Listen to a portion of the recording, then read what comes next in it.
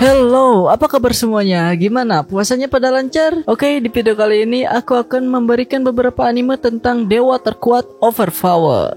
Nah, anime bertema gods atau dewa dengan cerita tentang kekuatan dewa mitologi seperti dewa-dewi Yunani tentunya memiliki cerita seru dan menarik ya. Konsep anime dewa atau god-human relationship adalah hubungan manusia dengan dewa atau kekuatan seperti dewa. Kita tahu Jepang memiliki dua agama terbesar yaitu Shinto dan Buddha. Ini maaf ya kalau salah, boleh dikoreksi kalau aku salah nih.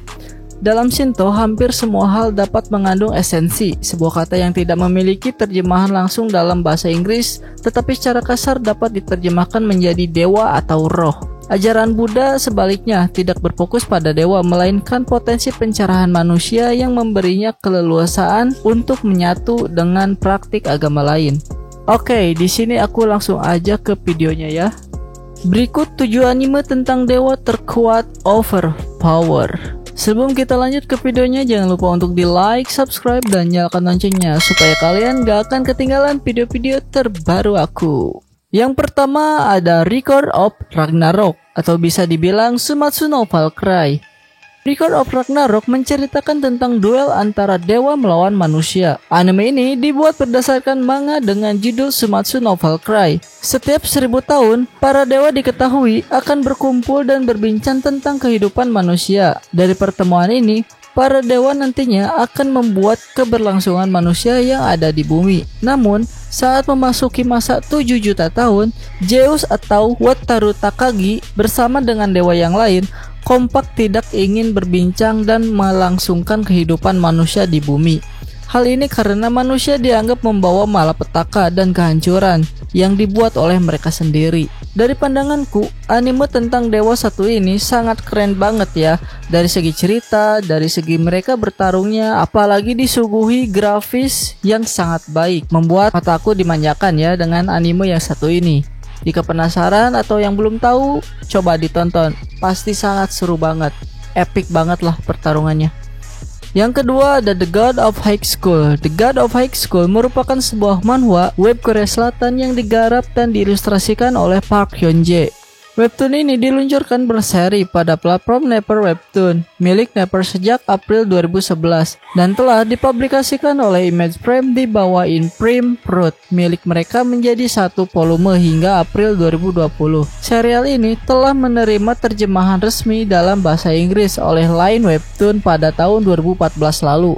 Sebuah kompetisi bela diri terbesar di dunia yang melibatkan semua sekolah di luar negeri bernama The God High School resmi digelar secara serentak. Acara ini diselenggarakan oleh Park Moo-jin yang merupakan senator Korea yang sedang naik daun karena bisa terpilih sebagai senator di usia muda. Kisah ini berawal dari Jin Mori, seorang pemuda tampan yang gemar sekali bertarung sampai tiba-tiba mendapatkan sebuah undangan dari salah satu anggota komisioner dari turnamen GOH. Menurutku anime yang satu ini juga gak kalah serunya ya, karena anime ini membuat kita penasaran per episode dan kita yang nontonnya dibuat greget ya. Yang ketiga ada Fate Grand Order Jetai Maju Sensei Babylonia, salah satu anime time travel yang recommended untuk ditonton. Ada anime yang satu ini merupakan anime yang tayang pada 2020 lalu. Serinya sendiri juga cukup banyak ya. Anime Fate Grand Order bercerita tentang penyelamatan dunia di masa depan dengan cara kembali melakukan perjalanan waktu ke masa lalu. Semuanya berawal pada tahun 2016 ketika kehancuran dan pondasi kemanusiaan telah dibakar oleh magi King Solomon. Dengan begitu, sebelumnya di tahun 2015, organisasi keamanan Chaldea yang merupakan organisasi penyihir rahasia dalam misi untuk menyelamatkan umat manusia telah meramalkan kepunahannya yang akan terjadi. Untuk itulah, misi memperbaiki singularitas dalam sejarah yang disebabkan oleh cawan suci yang tersebar di ruang dan waktu dilakukan yang dikenal dengan Operation Grand Order. Seru banget sih ini anime, badass. Dari segi pertarungan sangat memanjakan mata, cukup membuat aku terus lanjut menonton seri-seri yang lainnya juga karena dibuat penasaran sih. Yang keempat ada Kamigami no Asobi. Anime ini berkisah tentang seorang perempuan bernama Yui Kusanagi yaitu putri dari sebuah kuil Shinto.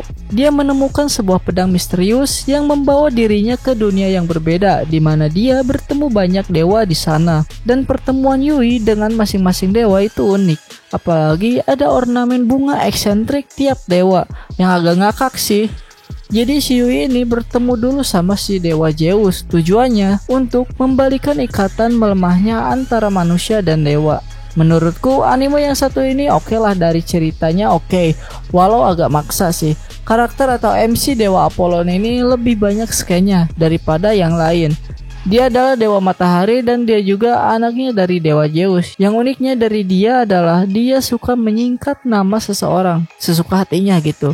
Jadi menurut aku ini menarik banget. Jika kalian tertarik sama anime ini, coba untuk ditonton ya. Yang kelima ada Noragami Aragato. Anime Noragami ini sempat sangat booming di kalangan pecinta anime di Indonesia. Penggemarnya terbilang cukup banyak hingga salah satu stasiun TV Indonesia memutuskan membawa anime Jepang ini ke layar kaca. Apa ada yang masih belum tahu sama anime yang satu ini? Tepat banget nih, sebelum nonton anime ini, kita simak dulu info menarik tentang anime yang satu ini. Dalam anime Noragami, kalian menemukan istilah-istilah seperti Nora dalam bahasa Jepang artinya liar atau jalanan. Sementara Gami atau Kami artinya dewa, sesuai judulnya ya. Anime Noragami menceritakan kisah dewa liar. Disebut liar karena dewa ini bahkan gak punya kuil sendiri. Waduh, sad banget ya. Kita bahas sedikit sang tokoh utama. Yato adalah dewa liar yang gak punya kuil, tapi bermimpi bisa disembah banyak orang. Dia memiliki senjata atau regalia bernama Yukine, yang merupakan sembilah pedang katana. Dia mulai nyebar nomor HP dengan menuliskan di dinding-dinding toilet. Dia membantu orang-orang dengan upah 5 yen, jumlah uang yang biasa diberikan manusia saat berdoa di kuil. Hiyori Iki adalah gadis kelas 3 SMP yang kemudian lulus dan masuk SMA, yang terjebak di antara dunia fana dan akhirat setelah terlibat kecelakaan bus. Hiyori kemudian meminta Yato untuk memperbaiki hal ini, dan kisah mereka pun dimulai sih.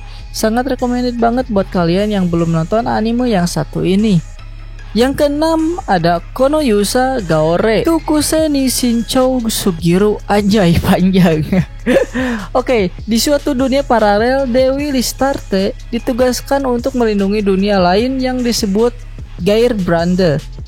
Mengingat ini merupakan misi sulit dengan level S, dia memanggil pahlawan terbaik untuk membantunya. Sang pahlawan Seiya Ryuguin merupakan hero dengan kemampuan yang sangat tinggi. Sialnya, dia juga kelewat waspada hingga Listarte harus pasrah menghadapi berbagai tingkah bodohnya. Ini kocak banget sih ini anime. Yang cukup unik bagiku ada istilah cukup populer dipakai oleh para penggemar, yaitu Oretsu. Istilah itu sebenarnya merupakan suatu ungkapan olok-olok terhadap karakter utama cerita isekai yang umumnya ya. Walau tidak semua terlihat sangat overpower atau OP sehingga terasa seperti pemuas angan-angan para pembaca. Meski biasanya menjadi sasaran kritik para penggemar, elemen Oretsu ini harus diakui merupakan keunikan tersendiri dari tipe cerita ini. Yang terakhir ada Champion. Champion bercerita tentang seorang laki-laki berusia 16 tahun bernama Kusanagi Godo. Singkat cerita, setelah Godo berhasil membunuh Dewa Peredragna, dia bisa mendapatkan skill atau kekuatan dari dewa yang dikalahkannya. Sejak saat itu, Godo pun menjadi seorang champion atau pembunuh dewa ya. Perjuangan Godo mengalahkan Dewa Peredragna sendiri dibantu oleh Erika Brandelli, seorang kesatria dari Italia yang berasal dari salah satu organisasi penyihir bernama Bronze Black Cross.